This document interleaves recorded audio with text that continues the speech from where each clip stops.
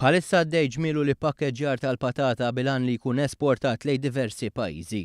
Ix-xhur kesħin tax-xitwa iżda affettwaw l-istaġun tal-patata din is-sena, b'konsegwenza tinqas kwantità fejn snin imgħoddija. Sentiment espress mill-esportaturi tal-patata li l-ġimgħa filgħodu tkellmu mas-segretarju parlamentari responsabbli mill-Agrikultura Rodri Galdes. Dan waqt żjara li saret fiċ-ċentru tal-ipproċessar tal-patata f'Taqali.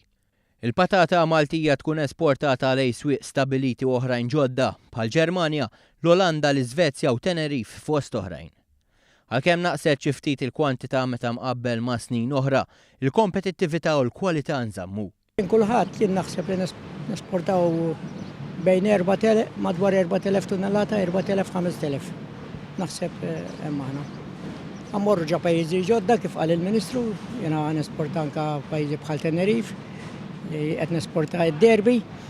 Minħat tiegħu is-Segretarju Parlamentari Rodri Galdes enfasizza l-importanza li l-prodott Malti jibqa' wieħed bi kwalità għolja minħabba l-kompetizzjoni qawwija li ġejja mis-swieq internazzjonali.